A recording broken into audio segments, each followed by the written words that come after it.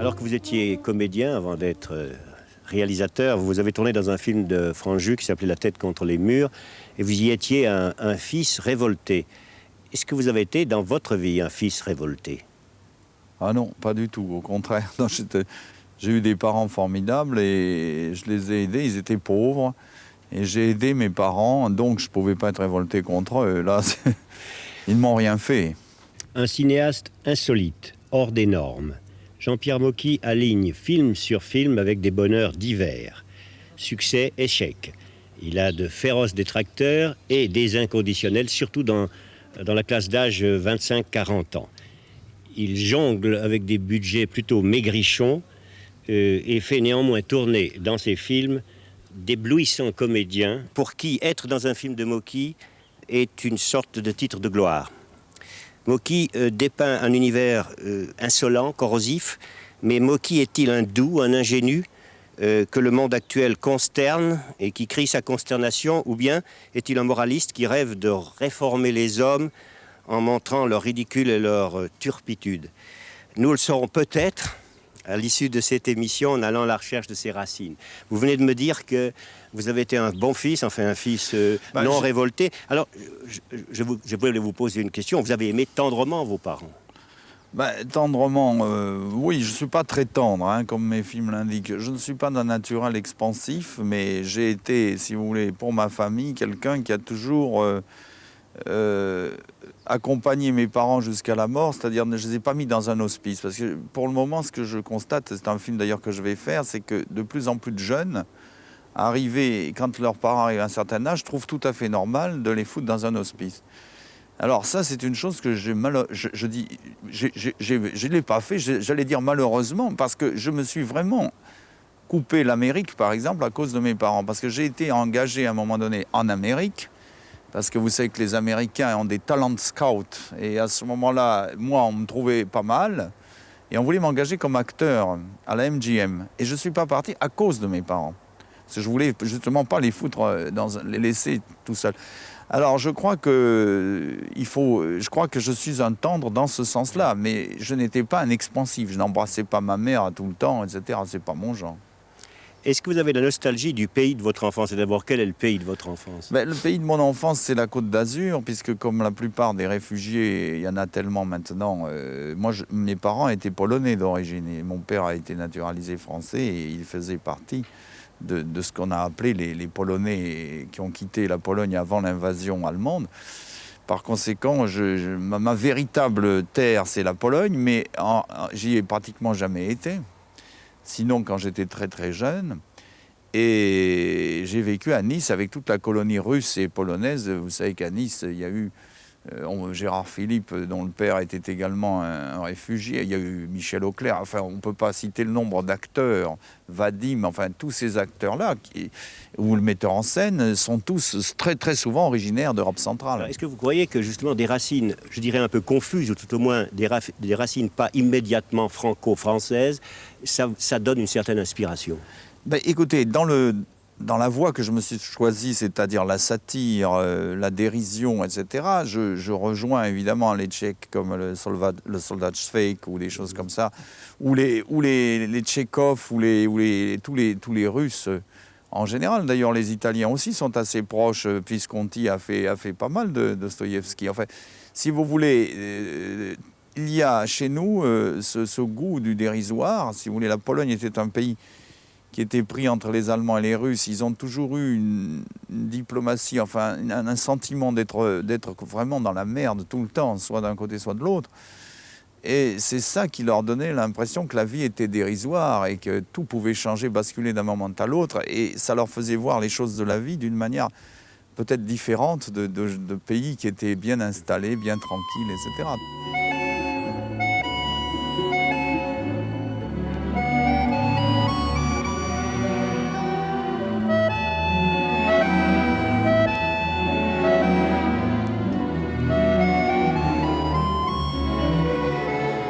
J'ai l'impression que vos personnages, et je vous imagine comme Dieu, n'est-ce pas?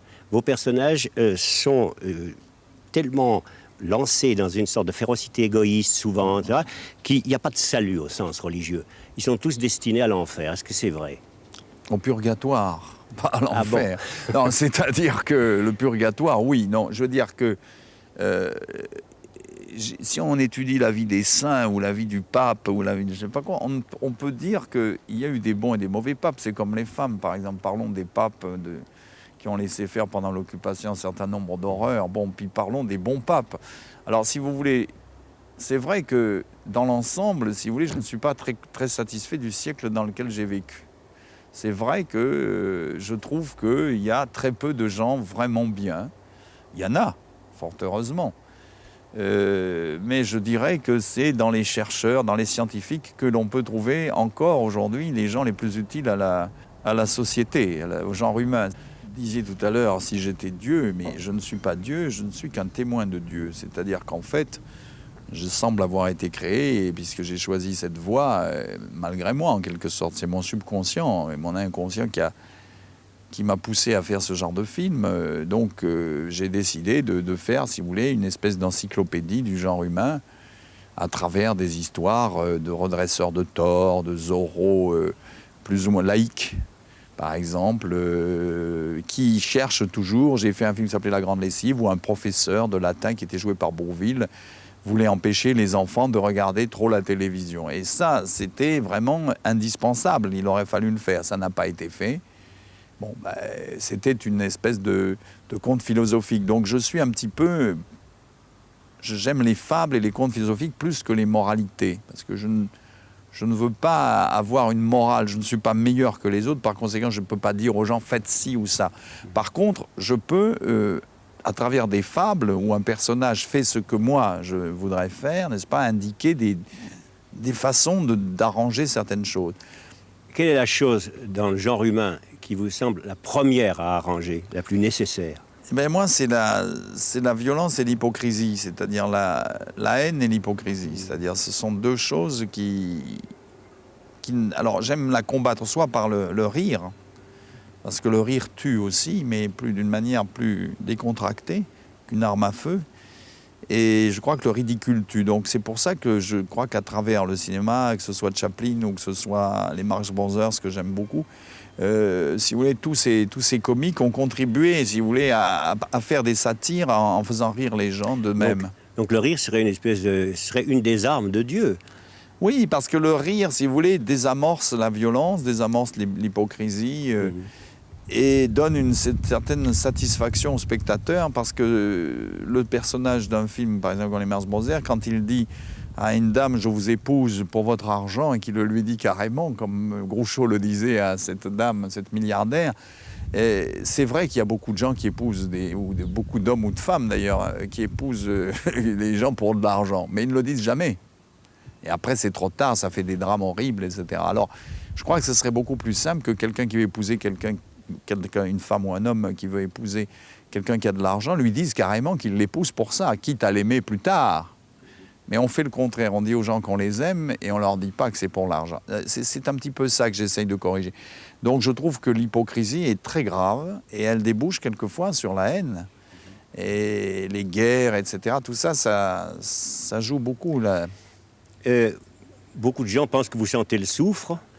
Bon, vous avez fait comme des films, par exemple... Le Miraculé, oui. Le soufre, parce que j'ai Oui. fait les miracles, j'ai mis en cause certains miracles, parce que, si vous voulez, en fait, tout ce que j'ai raconté, l'escroquerie à l'assurance, etc., c'était consigné dans les livres de Lourdes. Parce que finalement, en Lourdes, le film Le Miraculé n'est jamais inspiré toujours, comme je vous l'ai dit tout à l'heure, que par des livres, des comptes rendus, n'est-ce pas, d'escroqueries qu'on fait à Lourdes, parce que il y a des escroqueries qui se commettent avec le nombre de pèlerins qu'il y a. On estorque ces gens et c'est pas forcément l'Église qui le fait. Vous-même, est-ce que vous croyez à l'eau de Lourdes? Est-ce que vous croyez au miracle? Moi, je crois que le miracle, il est dans la tête des gens, si vous voulez. S'il y a des gens qui ont une foi dans leur guérison, que ce soit la Sainte Vierge qui les guérisse peut-être, mais enfin, c'est surtout la foi qu'ils ont dans la guérison qui les guérit. Puisque les médecins n'arrivent pas à expliquer... D'abord, les médecins de Lourdes sont extrêmement rigoureux et ils sont assez honnêtes dans la mesure où ils pourraient reconnaître beaucoup de miracles. Ils ne le font pas, ils le font qu'avec... Justement parce qu'ils ont été escroqués, n'est-ce pas, par beaucoup de gens. Et comment l'Église, alors, a accueilli, par exemple, ce film? C'est-à-dire, dans l'Église, il y a deux tendances. Il y a la tendance de notre archevêque de Paris, Lucinger, qui est un homme intelligent, Et puis il y a les sectaires, plus particulièrement les églises actuellement dites de Saint-Nicolas du Chardonnay, des gens qui sont beaucoup plus terribles, beaucoup plus rigoureux, qui sont des inquisiteurs en quelque sorte, ce qu'on appelait des inquisiteurs. Et ceux-là ne tolèrent pas qu'on se moque de ça, ou même qu'on en parle d'une manière un petit peu, disons, satirique. Donc eux ont été contre le film. Mais les vrais prêtres, c'est-à-dire les prêtres de campagne, ce qu'on appelle le bon prêtre, parce que là aussi il y a encore le bon et le mauvais prêtre, comme il y a le bon et le mauvais médecin. Les bons prêtres, ils m'ont envoyé des lettres de félicitations. Et je me rappelle une émission qui est passée un dimanche matin, dans lequel une mère supérieure d'un Carmel de je ne sais où a dit, au cours d'une émission religieuse, « Je préfère le miraculé à Thérèse. Je trouve que c'est moins sacrilège. » Bon, vous voyez que même, on trouve quand même parmi des religieuses et des curés des supporters de Mocky. Vous-même, vous n'êtes pas un homme religieux ou vous l'êtes? Non, je ne suis pas pratiquant du tout. Je trouve que la pratique, si vous voulez, j'aime pas trop les pratiquants parce que je préfère les gens qui aiment Dieu, mais sans, si vous voulez, en eux-mêmes, plus que les gens qui se croient obligés. C'est encore une forme d'hypocrisie d'aller tous les dimanches à l'église, surtout quand on n'en a pas envie. Parce que surtout dans les villes de province, les gens se rendent dans des églises parce qu'il faut qu'on les voit dans cette église, parce que s'ils n'y vont pas, on a l'impression qu'ils ne sont pas corrects ou qu'il y a quelque chose qui ne va pas. Donc ils se rendent, quels que soient les crimes qu'ils commettent, les adultères, ils sont tout le temps à l'église.